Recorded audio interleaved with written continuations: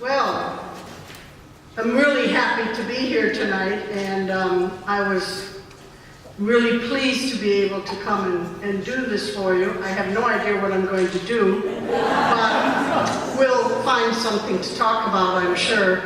But I love the show. I think it's beautifully done. I said to Molly, it's really very sensitively done. I love the background, I don't know what I call it pewter. It's just really well done, and it's so exciting to see some of the old boys resurrected. Because when I was first at the museum, all these guys were hanging out there, giving us a lot of trouble. We got to do more for Wisconsin art. We have to have more Wisconsin art shows. And of course, we were trying to be the Metropolitan. But I have very, very fond memories of all four of them, and I'm glad Joseph is here, Joseph Berman. Fun to see him. And let me see, I heard, is it Bo Rod's daughter who's here? Daughter-in-law? Oh, welcome. Thank you for coming. What a great man he was. So it's fun to see them come out again. And I thought tonight I'd just spend a few minutes with a little bit of history to put this into a little bit of a context, and then tell you a little bit about the artists, and then you'll have a chance to go in. I get very teary here because I'm looking at Tony Ettenheim up there, and Tony's going to slap me if I do something wrong, so you're safe. But I have so many memories of this institution and the Jewish community, and thanks to Milton Tony, I was adopted as a Milwaukee Jew, so here I am.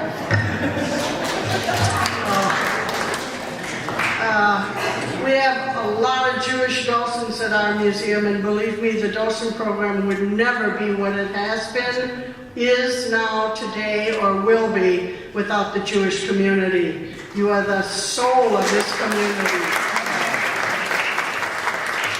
So thank you for all your work and philanthropy and everything else. We love it. And thank you, Dan, and for coming. My boss, he has to come check on me. So to put this into a little bit of perspective, which Molly didn't go back quite far enough, in the let's say around 1886, 87, Mrs. Alexander Mitchell had a little club of ladies. There must have been something, let me tell you. And decided that most cities of our stature were doing museums, slowly but surely. And also that we had a lot of talent and it wasn't being recognized. So I'm going to cut this short. She organized 2 years worth of exhibitions at a huge exposition hall, which was torn down later, and founded something called the Milwaukee Art Association.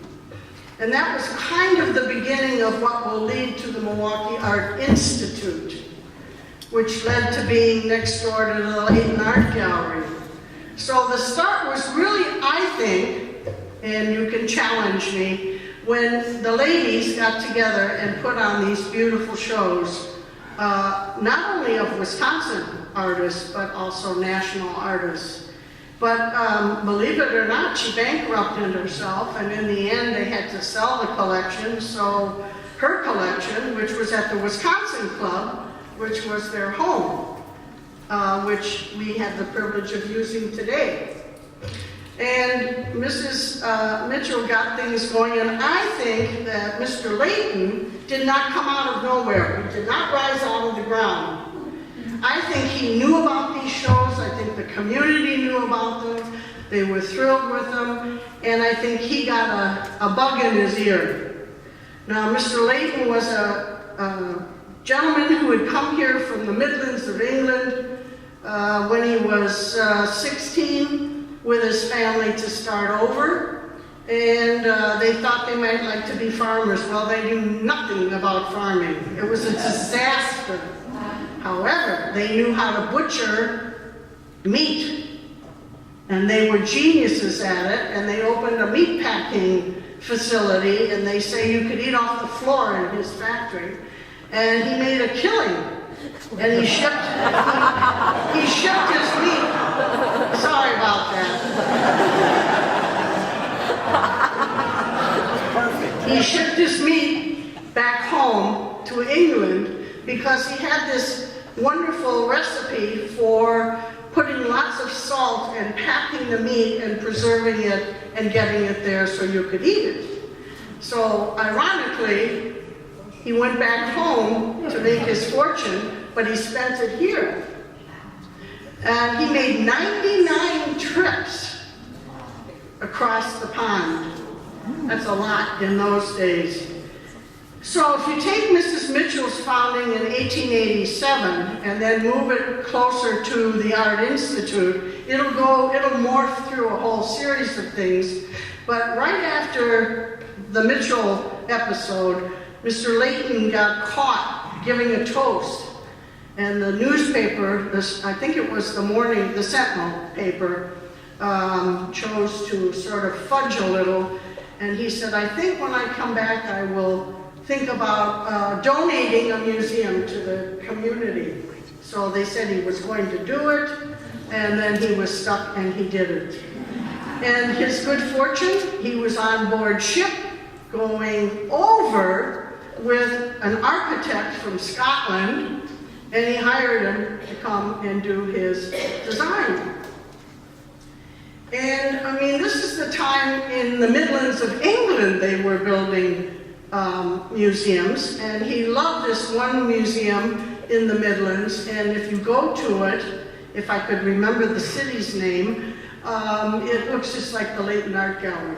Beautiful gem. It was a piece of architecture we had only one of, and I'm so sorry we had to tear it down. Truth be known, what our director, God bless him, has just gone through with trying to get the War Memorial and the Kaler edition renovated, is what happened to Layton. Nobody took care of it. The minute Mr. Layton died, 1919, all care quit. City didn't have any money. They couldn't even pay a director. There wasn't a county then.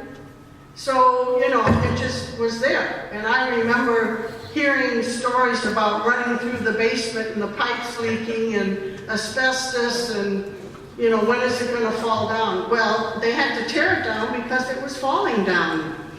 So it's a sad story on our part. But anyway, he opened it in 1888, April 5th, 1888. How did I do that? It became a little jewel, and it sort of served as our museum, our local art museum.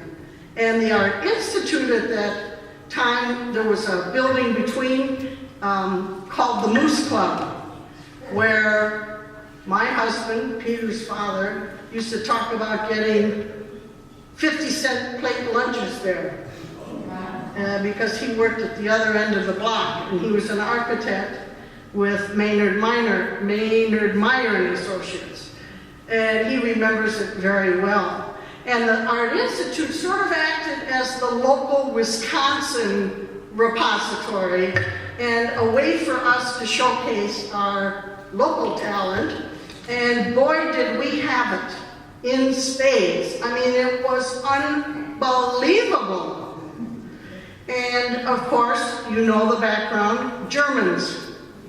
They came here, and Joanna Paleman, her great-grandfather was brought because they didn't have any rye bread here, and nobody knew how to make rye bread. So they brought him over, and he said, poor man, he's in the streets of old Milwaukee making rye bread. And they all came here, and these Germans said, we have to have music, we have to have art, we have to have culture, let's get going. Well, they did. And a lot of people helped Mr. Layton and gave, you know, it always tickles me that the Wood Gatherer by Bastien Lepage, which everybody loves, was not given by Leighton. And everybody thinks it was given by Charles Alice in memory of his father. So, you know, they're not all given by Leighton. The whole community got behind him and gave. So that's how we all got started. And boy, look where we are today. Look at this. Look, you should be so proud. And you got more to go, because you got to house that costume collection permanently. I'm on a roll to get that for you. So anyway, sort of the background, and we grew and grew and grew. And when I came to the museum in 1903, we did so much with Wisconsin art. We did Wisconsin painters and sculptors. We did Wisconsin designer craftsmen. We did printmakers. We did drawings. We did just lots and lots of stuff. And we did it one-man shows. We did group shows. And mostly using the faculty of Leighton School of Art, State Teachers College, which is today UWM, and Madison, and bringing in wonderful artists, and a lot of them were German. Probably the first guy to arrive was Henry Vianden, a landscape painter, and we sort of call him the father of Wisconsin art. We take him for our own. And he loved trees. He was a big tree lover, and beautiful academic painter. And most of these people that came were academic painters from Dusseldorf or München or whatever. And that was what the chic of the week was in Europe at the time. And so Leighton was our academy, the school. But that didn't come about until 1920, when they kicked Miss Partridge out because she had taken over the whole museum and had become a school. Well, that's what she was trained to do, for heaven's sake. And she very quickly put all the Victorian stuff in the basement and brought out all the modern stuff. And I came along in '63 and put all the modern stuff away and brought all the Victorian paintings back out, because I loved them. The director and I had daily fights. Put that painting back. And then he went to England and priced one of them. He said, put it back out. Oh, that was fun. And then people like Richard Lorenz came. He was probably the most famous horse painter in Europe. And they brought him here to paint the horses for the panorama paintings. And we became famous for I think we did 7 panoramas in Milwaukee.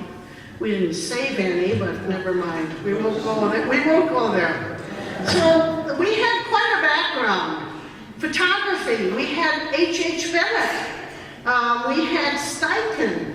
I mean, think about all these wonderful people that came here and helped us and worked with us. And in the crafts movement, boy, were we good in craft. And of course, I have to throw in a woman now, right? Susan Frackleton. So, and then there was regionalism. I don't know what that is. Never did. But anyway, it's called painting farms. We used to call it landscape, and all of it come to be a lot of barns. John Stewart Curry, Spicuzza was in there, von Neumann, Elsa Albrecht, a lot of stuff like that. And the art schools really played a major role in developing all of this kind of activity for us, and they were very good at it, and we loved it. And after we got sort of founded, things motored along, and the universities had galleries, the art schools were wonderful, they had galleries, and that continues to this day. And then along come the boys. And there are 4 of them in the next room, and every once in a while you'll hear them laughing. They were so naughty. I had such a hard time with them. They would call me up and say, well, we're going to come, it's our picnic day, and we want to eat out on the lawn. I said, well, that's fine. And then, of course, guess who was serving them? And they would be out there laughing and giggling and carrying on. I said, what is so funny? Well, they said, you wouldn't think it was funny. But they were talking about the good old days. And I always tried to introduce them to my tours and my students when I could, because they said, here are, you know, 4 of the greatest artists you'll ever know. And I said, and you may be lucky and get them as a teacher someday. And of course, you have to add Schomer Lichtner to the boys' crowd. His wife she never wanted to waste any time. She was all business, you know, so she didn't always join him, but she was a very good artist too. And of course, the one who's the naughtiest was Santos Zingali, and he really, you could hear him laugh in Kenosha. So they were talking about teaching and so forth. Freeburg was really kind of fun because he taught drawing. And I thought everybody had drawing. You know, I don't think they've had a drawing teacher since he left. And I remember Joanna Paleman was hired to go up there and teach drawing, and none of the students, oh no, we don't draw anymore, we just draw on the computer. And you know, here she is with her cooler out of the freezer with all the dead birds. Because Carl Prevey said, draw only from life. You need a specimen, only from life. Otherwise you'll make me strippers. You could have been a hero. He said, I am a hero. I'm a hero in Milwaukee. But there he was, one of the great industrial designers. So we were not shy of anything. We had nothing to hang our heads for. And of course, I always remember John Wilde, because I'm a great lover of the Northern Flemish Dutch school, and I thought John Wilde was the best of that kind of thing in Wisconsin. And of course, Prevey, you know, all these wonderful people. And I can hear them, I can quote them, and I can see them to this day. So, and then of course, we decided that when these buildings were going to be torn down, we should move toward the lake. And so we got into the War Memorial Complex, and they asked Mr. Wright if he would do the honors, and he said, oh, you can possibly afford me. I was like, bye-bye. So then we went to Elio Saarinen, and Elio was not a young man, but pretty spry. But after 7 years of trying to argue out where we're going to put it, he up and died. How dare he do that? 7 years he waited. He had the plan.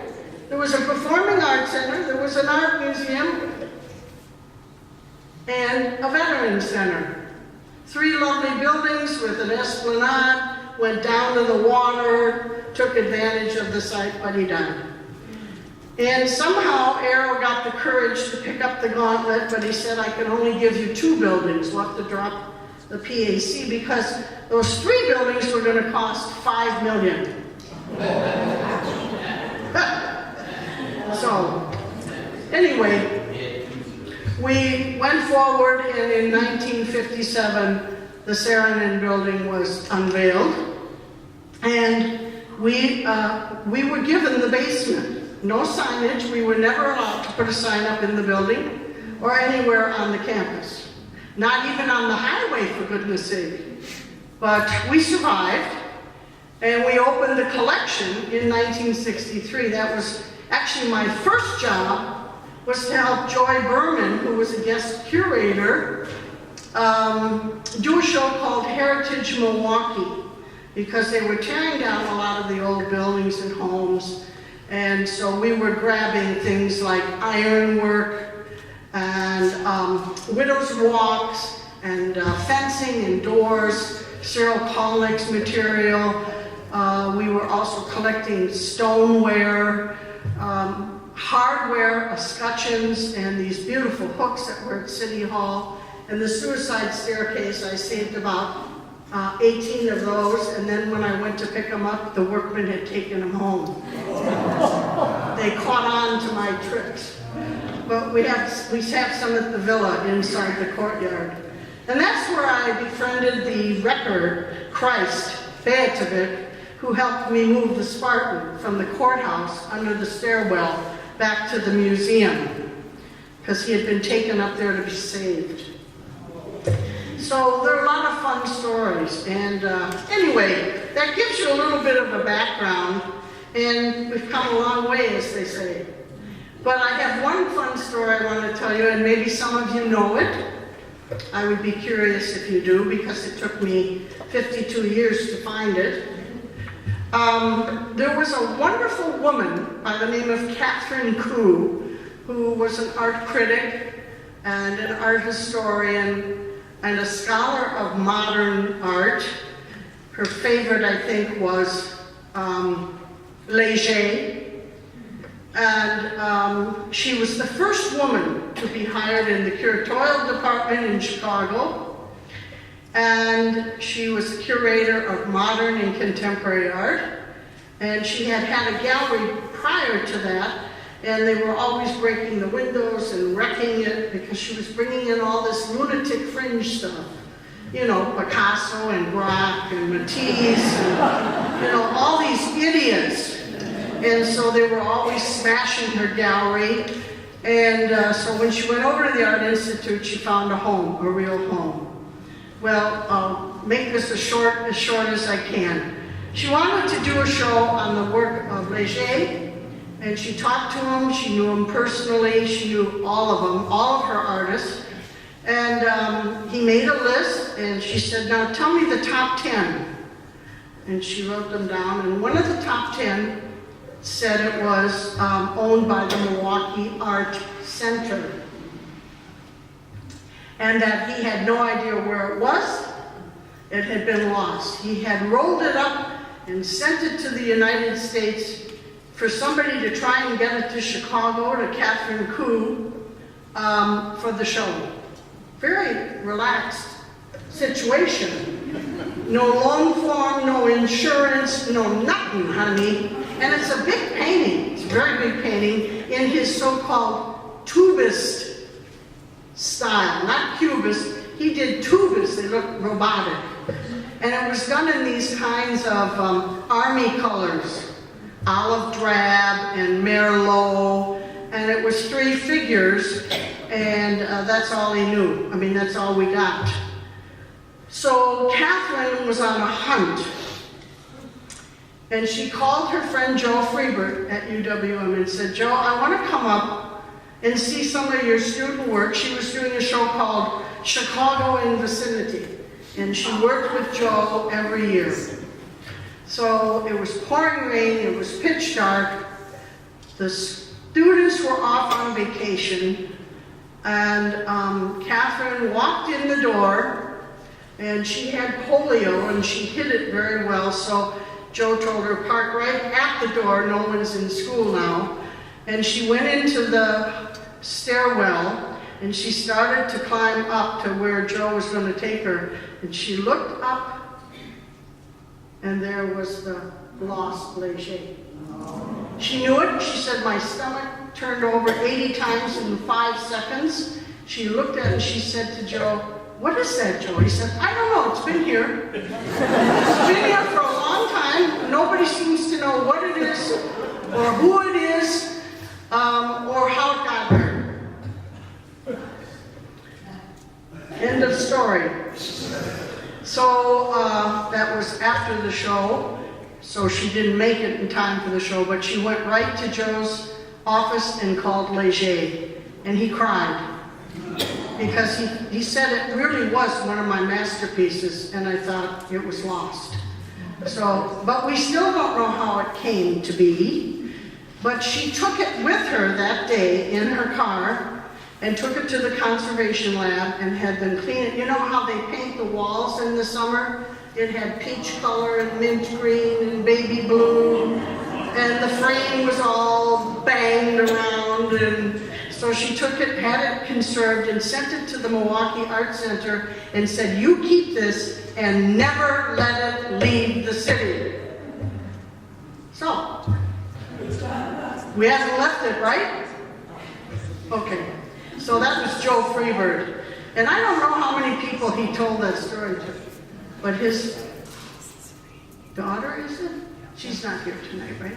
No, she didn't. Okay, I'll have to ask her if she knows that story. I'll have to ask. But he went down in Museum of Heaven for that, because she always gave Joe Freebird credit for finding the Leger.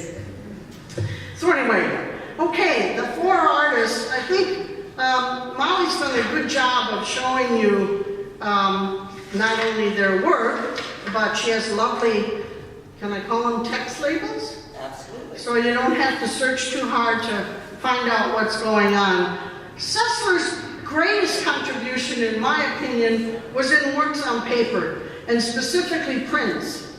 And he invented a way to make woodcuts with one block. Instead of one block per color, maybe 18 blocks to create this woodcut, he said, no, we're going to do it in one. And he created this, and you can just imagine how happy the students were that they didn't have to buy 18 blocks, or let alone cut them. And he figured it out, and that was kind of a huge contribution.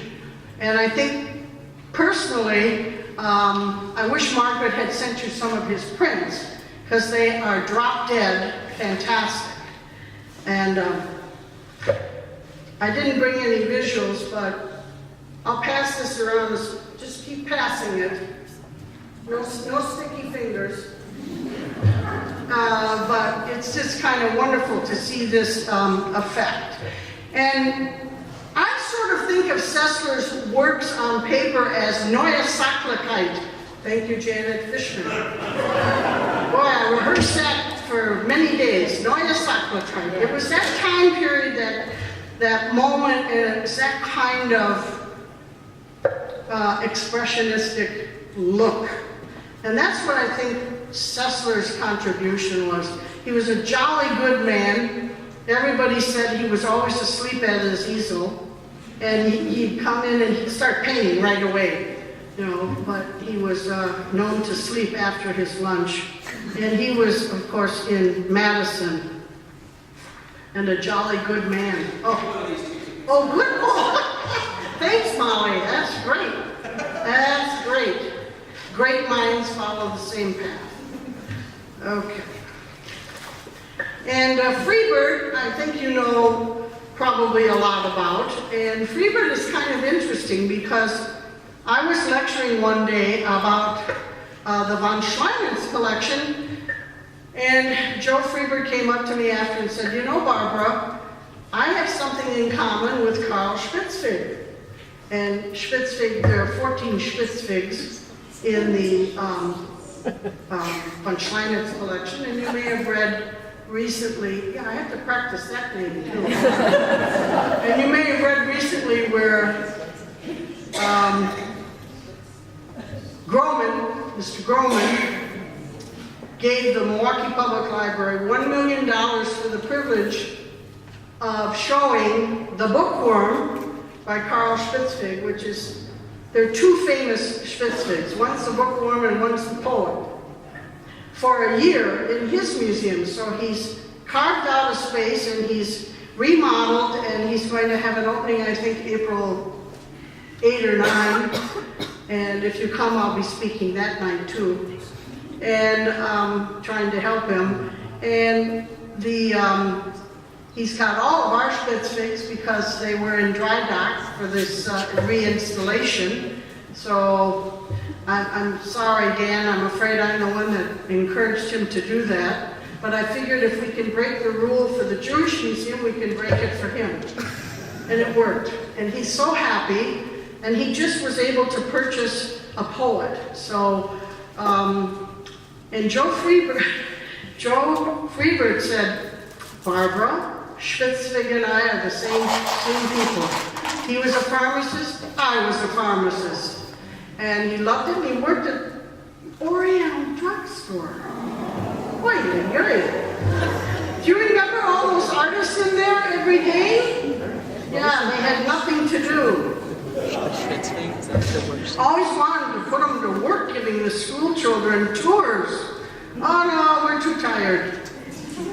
So anyway, because Freebird started life as a pharmacist, and then next thing I knew he was back in school getting his degrees and became a wonderful teacher.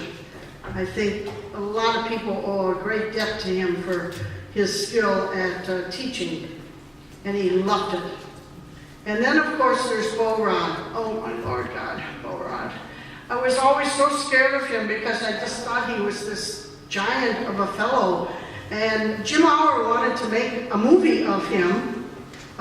He had done quite a few of these and asked me if I would go with him and carry the camera and, you know, help with the equipment and everything. And Bo Rod had not only a studio, it was a barn. And he had so many treasures in there. Everywhere you looked, there were at least 500 trinkets. And then he would paint those, or they'd end up in his paintings in this magical way. And we coined a new term. It was called magic realism. Nobody said, I never heard of that. It's not in any of the books. Well, I said, come to Wisconsin. It's in our books. Right, Molly? Yes, it is. It was used very loosely, and a lot of people got the title. John Wilde, and of course Bo Rod would have been the leader of it. But I was fascinated with the work he did for the United States military, trying to document the war. And I never knew that. And he worked with Life magazine forever, documenting the war in a very beautiful way. And he said, I never thought I would be doing this, but he was so proud of that time of his life. So Bo Rod was just phenomenal. And he loved the circus, and of course over 100 circuses were founded in Wisconsin. So I said, well, you're in the right place. So, and then Fred Berman, I really got to know Fred when I was working with his wife, Joy, on this wonderful show, and we would go out in the middle of the night and pick up the junk that they had torn down during the day. And I don't know why we didn't kill our backs and everything else, but I really got to know him then, and he would be taking pictures a lot of architectural details and particulars. And he had two little sons who were wonderful and helped too. I know they probably don't remember, but I hope they do. But we had a good time. We had a lot of fun. And he had, I think, about 4 careers. And there's a beautiful painting in there toward the end of the show. I was always told that that was when he was trying to be like Turner. And I don't know, but I read it, and I thought, well, maybe that is true. But it's sort of like you're looking through whatever that stuff is in London that you have to look through most of your days. And there's a beautiful painting in there that Fred liked very much. And I love the touch of his easel with that. And I just wanted to mention one other thing, which you may not know because I didn't know, so if I didn't know it, you don't know it. And that is that there is a fund at the museum, at the art museum, to buy Wisconsin artists. And I cannot believe it is still alive and well. I haven't been able to find out the date it was started, but I have our money lady working on it. But the fund's name is Christian Dörfler, or Dorfler. And there is a school in the system. I said, every time I go out and say, who is Christian Dörfler? I said, I don't know. Well, you just spent how many dollars to buy this, and we're still using the fund. I think it's been there since he died. And anyway, I just wanted to mention that one of the paintings was given by him, so it was purchased with the Dörfler Fund. So that fund is still going. So if you see things you think we should have, let us know. And for your new edition, Molly, we'll get some for you too. So, okay, now I've been asked if I would stay for a few questions, maybe. Is that okay?